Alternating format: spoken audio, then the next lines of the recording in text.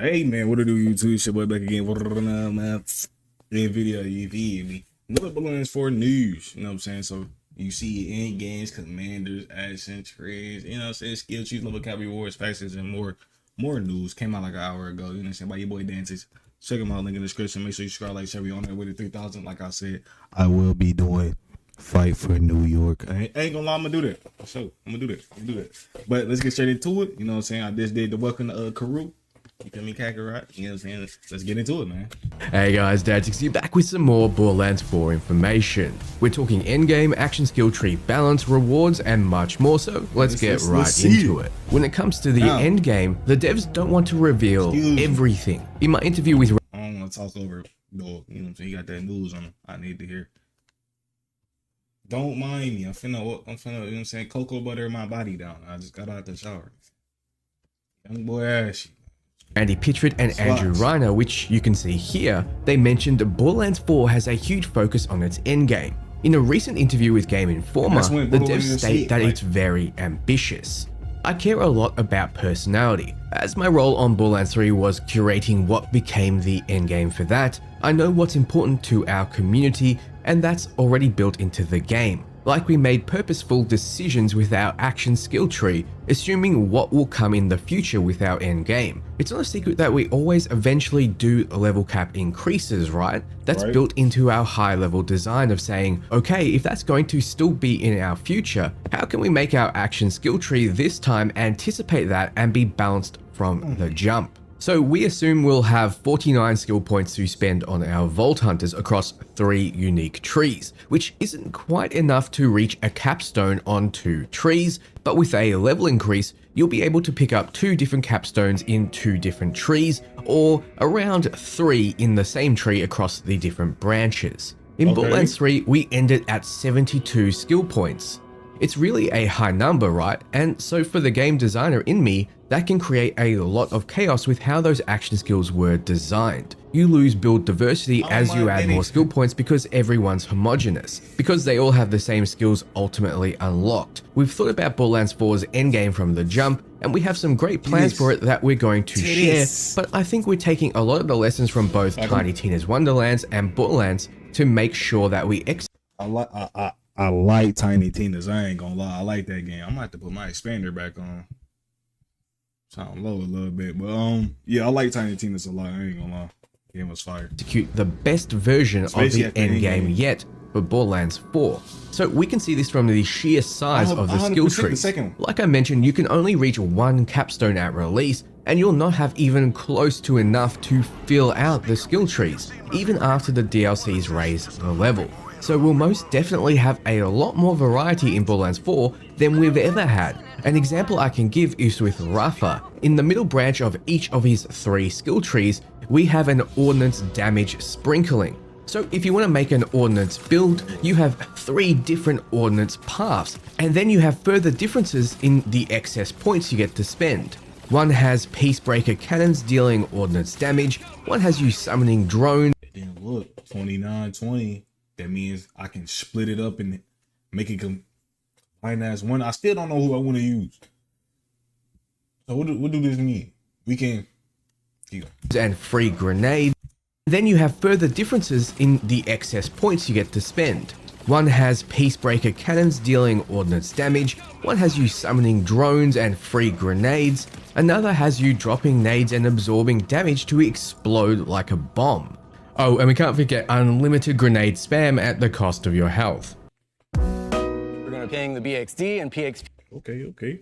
A lot of y'all gonna rock with this. I already know that.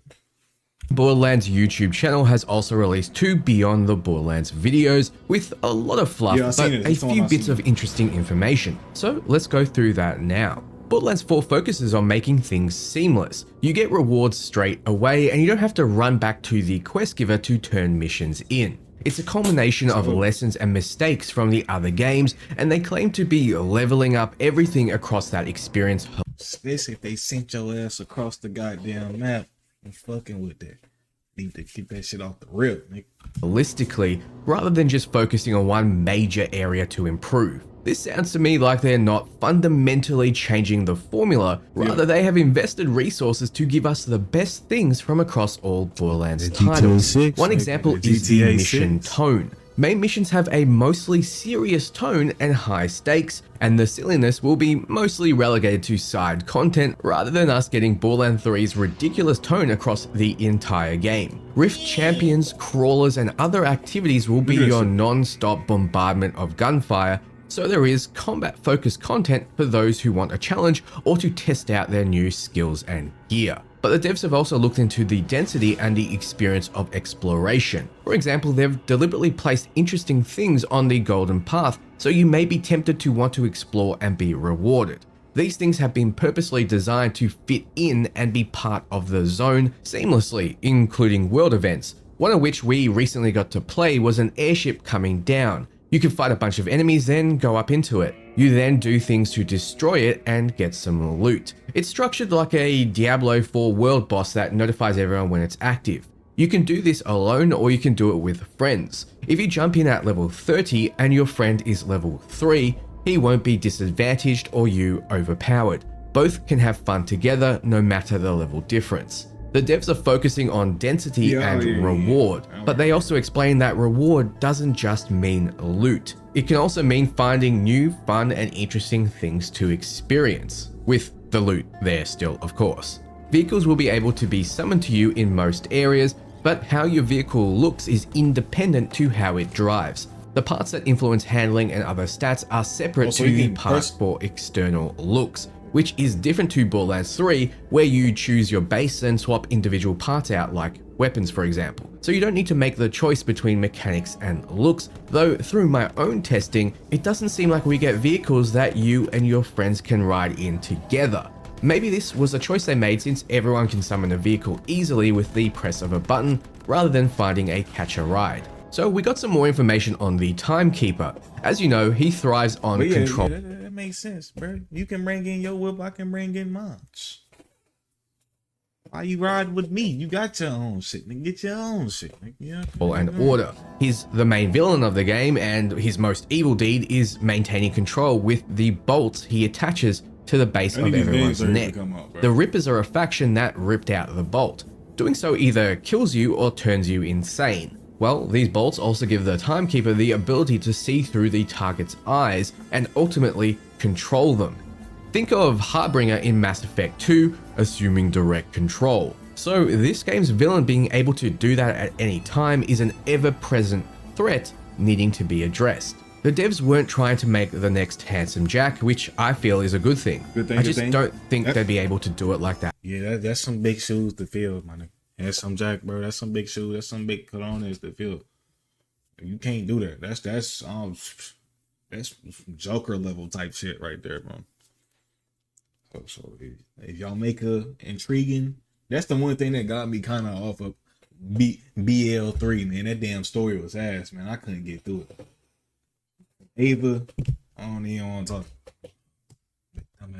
Again, it seems like they have a villain this time that takes himself seriously. The devs wanted to go back to this sense of dread about their villain in the game. He'll be ever present, but not overstaying his welcome. We'll have many factions in the game too. We've been shown the Outbounders already, led by Rush, your lovable coach-like character. The Outbounders crashed on the planet and because of the Timekeeper have been unable to leave, so naturally they'll join the Crimson Resistance and fight oppression with you. They're in the starting zone called the Fade Fields. In the mountains called the Terminus Range, we have a faction called the Augurs, and they're led by Kelda. The Electi are the people who have previously lived in the city and enjoyed some benefits of the Timekeeper's rule. But when Elpis arrives, the Electi are left outside the city walls. The city is on lockdown and they're not allowed back in, so naturally their eyes are now open to how bad things are. The Electi's faction leader is named Levane. Each zone of the game has an enemy commander. We've already seen the Fade Fields commander idolize Sol. In the Terminus Range, the commander is Vial Lictor.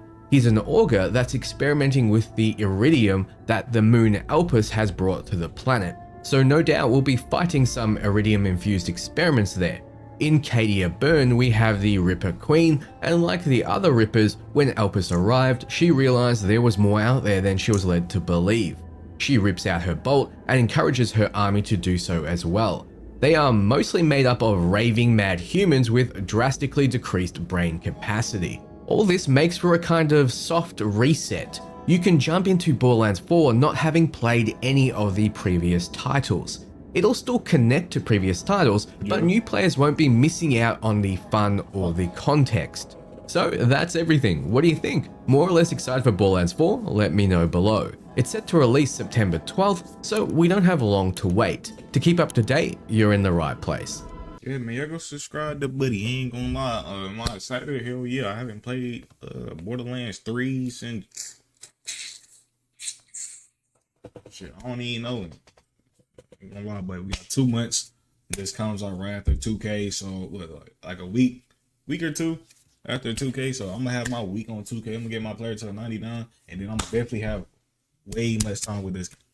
Gonna be a blast, man. But like I said, make sure y'all go subscribe to him. We got the news. Y'all get it directly on the dot. You know what I'm saying? I'm gonna react to it late. But yeah, I'm out here subscribe, like, share, man. Tell me how y'all feel about it. I feel good. You feel me?